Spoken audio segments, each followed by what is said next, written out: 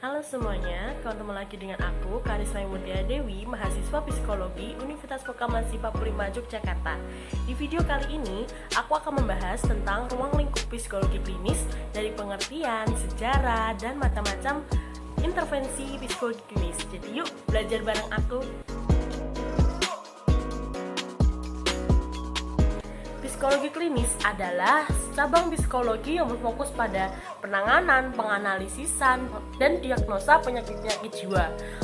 Psikologi klinis merupakan bidang yang membahas kajian, diagnosis, dan penyembuhan atau treatment masalah-masalah psikologis, gangguan disorder, atau tingkah laku abnormal. Psikologi klinis menggunakan konsep-konsep psikologi abnormal, psikologi perkembangan, psikopatologi, dan psikologi kepribadian, serta prinsip-prinsip dalam asesmen dan intervensi untuk dapat memahami dan memberi bantuan bagi mereka yang mengalami masalah-masalah psikologis. Permasalahan psikologis yang ditangani oleh psikologi klinis meliputi banyak hal, mulai dari kelainan emosi jangka pendek seperti konflik keluarga hingga kelainan mental yang sangat parah seperti skizofrenia. Nah, sekarang kita masuk ke sejarah psikologi klinis. Psikologi klinis didirikan pada tahun 1890 dan telah mengalami transformasi yang substansial selama 120 tahun terakhir. Selama 1800-an dan awal 1900-an, sejumlah kontribusi penting dibuat yang berfungsi sebagai landasan untuk sebuah disiplin baru psikologi klinis. Periode ini ditandai dengan meningkatnya minat dalam studi ilmiah dari pikiran manusia. Sir Francis Galton adalah di antara yang pertama secara resmi mempelajari perbedaan individual antara orang-orang, dan karyanya dipengaruhi oleh peneliti lain untuk mengukur karakteristik individu seperti bakat dan kemampuan mental. Dalam beberapa tahun, Wilhelm Wundt mendirikan laboratorium psikologi pertama di Jerman, dan William James mendirikan laboratorium psikologi pertama di Amerika Serikat. Sementara upaya awal yang belum terbentuk dengan baik, sistem awal diagnosis dan mengukur kemampuan mental mulai berkembang. Pada tahun 1896, Leitner Whitmer mendirikan klinik psikologi pertama dan menciptakan istilah psikologi klinis. Leitner Whitmer yang adalah seorang mahasiswa sebelum Wilhelm Wundt berubah pandangan. Dia adalah kepala Departemen Psikologi dari University of Pennsylvania dan memutuskan untuk bekerja dengan seorang anak muda yang memiliki kesulitan ejaan. Klinik ini didedikasikan untuk membantu anak-anak dengan ketidakmampuan belajar. Pada tahun 1907, ia mendirikan jurnal pertama dari bidang baru psikologi, klinik psikologi, dan menciptakan istilah psikologi klinis. Kebanyakan psikiater dan ahli saraf masih bekerja dengan pasien yang memiliki tekanan mental yang serius, sementara itu bidang psikologi klinis terus berkembang. Setelah Perang Dunia Kedua, psikologi klinis terus membuat perkembangan penting di bidang pengkajian dan intervensi. Versi lama dari tes kecerdasan dan kepribadian presiden telah direvisi dan penelitian baru dikembangkan dan diuji. Pada tahun 1950, psikiater menerbitkan sistem diagnosis yang komprehensif disebut Manual Diagnostik dan Statistik untuk Gangguan Kesehatan Mental atau DSM, atau Diagnostic and Statistical Manual of Mental Disorder, yang kemudian diadopsi oleh psikologi klinis dan sebagian profesi kesehatan mental lainnya. DSM telah direvisi beberapa kali selama bertahun-tahun. Edisi awal dianggap tidak maksimal karena mereka memasukkan deskripsi gejala yang samar-samar yang menyebabkan kesalahan diagnosis dan perselisihan antar dokter tentang apakah gejala yang ada atau tidak ada pada pasien tertentu. Edisi selanjutnya ditujukan bahwa kekurangan dan sebagai hasilnya diagnosis kesehatan mental kini dapat ditetapkan dengan keandalan yang jauh lebih besar. DSM edisi keempat dengan rilis edisi kelima diantisipasi pada tahun 2013, namun DSM akan terus dievaluasi kembali dalam tahun-tahun mendatang, dan edisi baru dapat dirilis dan diperbarui terus selama diperlukan.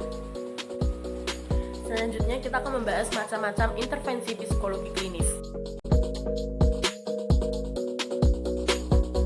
intervensi adalah suatu kegiatan yang dilakukan secara sistematis dan terencana berdasarkan hasil asesmen untuk mengubah keadaan seseorang, kelompok orang, atau masyarakat yang menuju kepada perbaikan dan mencegah memburuknya suatu keadaan atau sebagai usaha preventif maupun kuratif.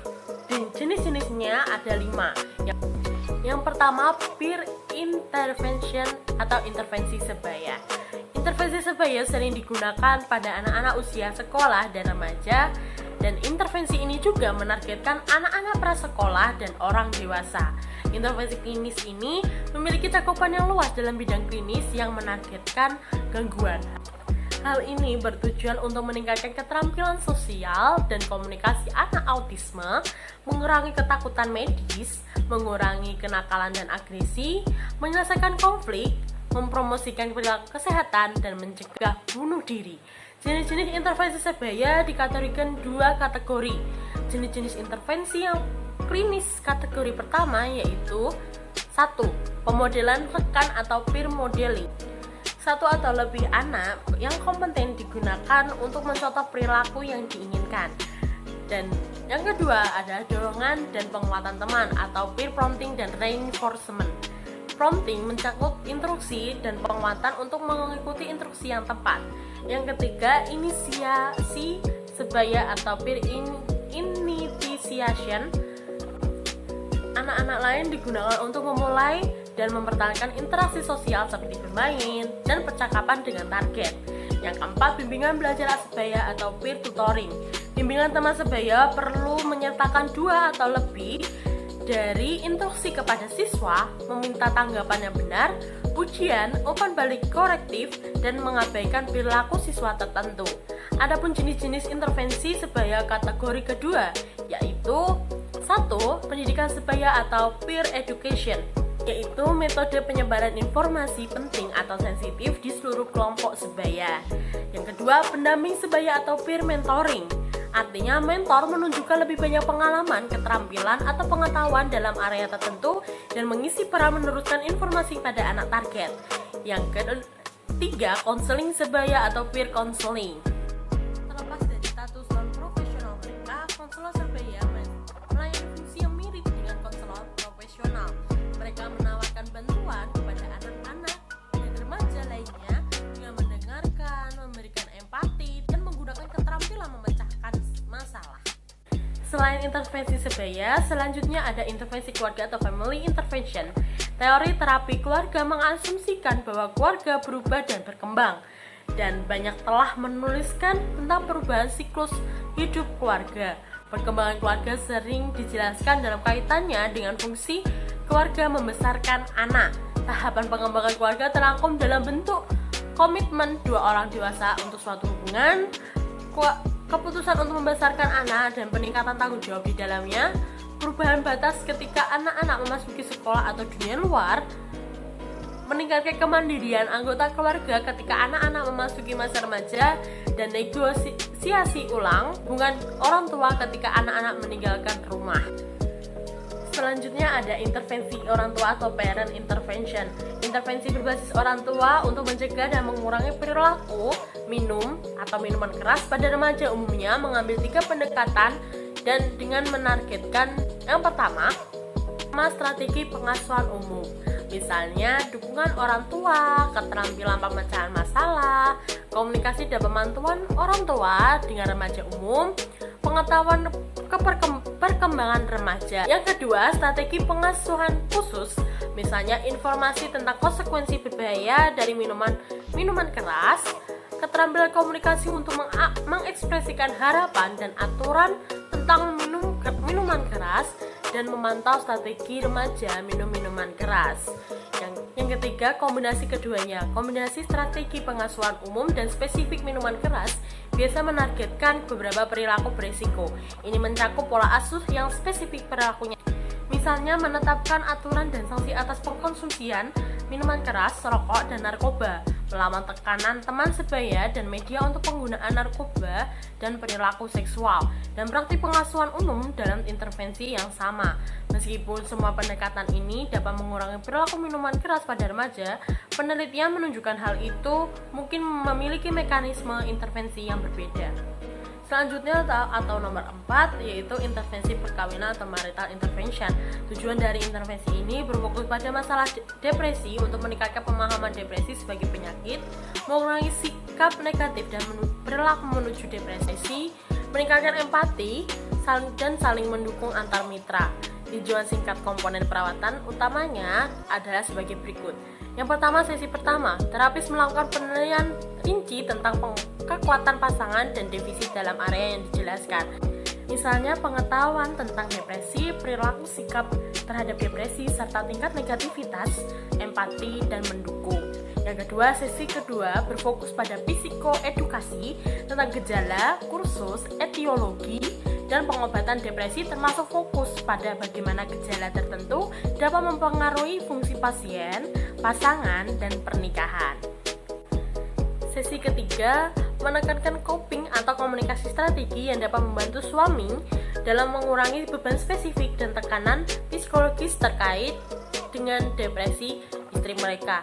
Yang keempat, sesi keempat dan 5 dikhususkan untuk meminimalkan interaksi negatif dengan mitra yang mengalami depresi, misalnya kritik, pemusuhan, dan menyalahkan, dan membina lebih banyak interaksi positif dan suportif. Pasangan ini diberikan instruksi tentang berbagai bentuk dukungan, misalnya dukungan emosional versus fokus masalah, dan bagaimana cara untuk secara adaptif mengkomunikasikan kebutuhan dukungan.